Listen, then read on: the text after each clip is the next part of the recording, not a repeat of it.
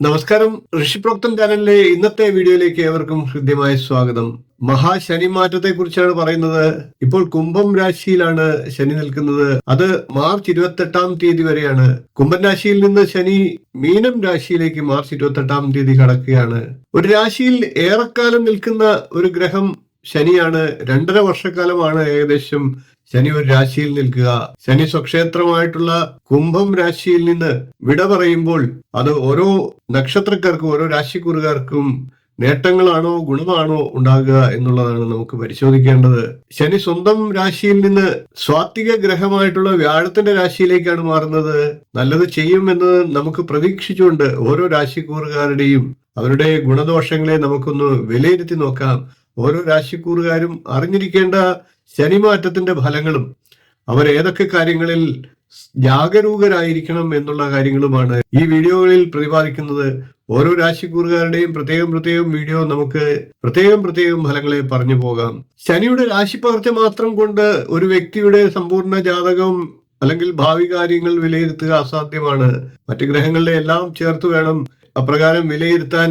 ഇത് ശനിയുടെ രാശിമാറ്റ ഫലം മാത്രമാണ് എന്നുള്ള അറിവോടുകൂടി ആയിരിക്കണം ഈ വീഡിയോയിലേക്ക് നമുക്ക് കടക്കേണ്ടത്. ഏതായാലും ശനിയുടെ ഈ മഹാരാശിമാറ്റം ഓരോ വ്യക്തികൾക്കും ജീവിതത്തിൽ വലിയ മാറ്റങ്ങൾ ഉണ്ടാക്കുമെന്ന് ഉറപ്പാണ്. അത് എങ്ങനെയൊക്കെയാണ് എന്നുള്ളതാണ് നമുക്ക് അറിയേണ്ടത്. കൂടുതലായിട്ടും നിങ്ങളുടെ ജാതകം പരിശോധിച്ച് വിലയിരുത്തുക. ഇന്ന് നമുക്ക് മിഥുനക്കൂറുകാരുടെ മഹാശനിമാറ്റ ഫലങ്ങളാണ് പറയുന്നത്. ആദ്യം ഗ്രന്ഥങ്ങളിൽ പറഞ്ഞിട്ടുള്ള ഫലത്തെ പരിശോധിക്കാം. അതിനുശേഷം മിഥുനക്കൂറുകാർ ശ്രദ്ധിക്കേണ്ട ചില കാര്യങ്ങളെ പറയുകയാണ്. മിഥുനക്കൂറുകാരെ സംബന്ധിച്ച് ശനി ജന്മരാശിയുടെ 10ാം ഭാവത്തിലേക്കാണ് എത്തുന്നത്. കണ്ടകശനി കാലമാണ് ആരംഭിക്കുന്നത്. അതുകൊണ്ട് തന്നെ ഹൃദ്രോഗങ്ങളൊക്കെ ഉള്ളവർ ശ്രദ്ധിക്കേണ്ടതാണ്. കൂടാതെ വിദ്യാനാശം, ധനനാശം, യശോനാശം, തൊഴിൽ നഷ്ടം എന്നിവയൊക്കെ ഉണ്ടാകാം. എന്നാൽ തൊഴിലിൽ ശനി അനുകൂലമാണെങ്കിൽ അപ്രതീക്ഷിത നേട്ടങ്ങളും ഉണ്ടാകാം. വീട് വിട്ടുള്ള താമസവും പരദേശ ഗമനവും ഒക്കെ ഉണ്ടാകാം. വീട് നിർമ്മിക്കാൻ ആഗ്രഹിക്കുന്നവർക്കും അനുകൂല സമയമാണ്. വിദേശത്തൊക്കെ തൊഴിൽ തേടുന്നവർക്കും അനുകൂല സമയമാണ്.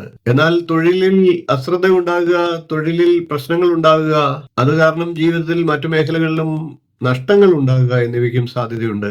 നഷ്ടങ്ങൾ, കഷ്ടതകൾ, ധാരാളം യാത്രകൾ ചെയ്യേണ്ടി വരിക, ക്ലേശങ്ങൾ, ഉറക്കമില്ലായ്മ, ഭക്ഷണത്തിന് സൗഖ്യം ലഭിക്കാതിരിക്കുക, ഭാര്യ ഭർത്താക്കന്മാർ തമ്മിൽ കലഹമുണ്ടാകുക, ഇതെല്ലാം 10ലെ കണ്ടകശനിക്ക് പറയുന്ന ദോഷഫലങ്ങളാണ്. ഇനി നമുക്ക് മിഥുനക്കൂറുകാർ ശ്രദ്ധിക്കേണ്ട കുറച്ച് കാര്യങ്ങളെ കൂടി ഒന്ന് പരിശോധിക്കാം. മിഥുനക്കൂറിൽ വരുന്നത് മകയിരത്തിന്റെ 2ാം പകുതി, തിരുവാതിര, പുണർദത്തിന്റെ 3/4 ഭാഗം എന്നീ നക്ഷത്രങ്ങളാണ്. മിഥുനക്കൂറുകാർ ശ്രദ്ധിക്കേണ്ട ചില കാര്യങ്ങളെയാണ് പറയുന്നത്. കർമ്മസ്ഥാനത്തേക്കാണ് ശനി കടക്കുന്നത്. അതുകൊണ്ട് തന്നെ തൊഴിൽ മേഖലയിൽ ചില ബുദ്ധിമുട്ടുകൾ ഉണ്ടാകാം. കരുതലെടുക്കുക. വിവാഹ കാര്യങ്ങളൊക്കെ നീണ്ടുപോയേക്കാം. ഹൃദയ സംബന്ധമായിട്ടുള്ള അസുഖങ്ങളുള്ളവർ ശ്രദ്ധിക്കുക. അതേപോലെ തന്നെ ഉദര സംബന്ധമായിട്ടുള്ള പ്രശ്നങ്ങളും അവഗണിക്കാതെ ചികിത്സ തേടേണ്ടതാണ്. കൂടാതെ അനാവശ്യ വിവാദങ്ങളിൽ നിന്നും അനുയോജ്യമല്ലാത്ത സ്ഥലങ്ങളിൽ നിന്നും സാഹചര്യങ്ങളിൽ നിന്നും ഒക്കെ ഒഴിഞ്ഞു മാറുക.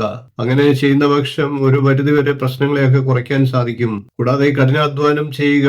നിരന്തര പരിശ്രമത്തിലൂടെയും മറ്റും ജീവിതത്തിലെ ബുദ്ധിമുട്ടുകളിൽ നിന്ന് കരകയറാനായിട്ട് സാധിക്കുന്നതാണ്. കൂടാതെ ജാമ്യം നിൽക്കുക തുടങ്ങിയ കാര്യങ്ങൾ ഒഴിവാക്കുക. പ്രായമായവരുടെയും അനുഭവജ്ഞാനമുള്ളവരുടെയും ഉപദേശങ്ങൾ സ്വീകരിക്കുക.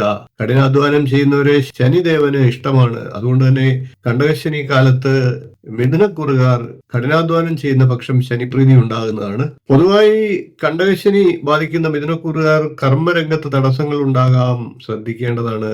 കൂടാതെ ഭാഗ്യത്തിന് ഭംഗം ഉണ്ടാകാം. ആരോഗ്യകാര്യത്തിൽ ശ്രദ്ധ ചെലുത്തുക. ഇത്രയും കാര്യങ്ങളാണ് മിഥുനക്കൂറുകാർ അറിഞ്ഞിരിക്കേണ്ട മഹാശനിമാറ്റത്തിന്റെ ഫലങ്ങൾ.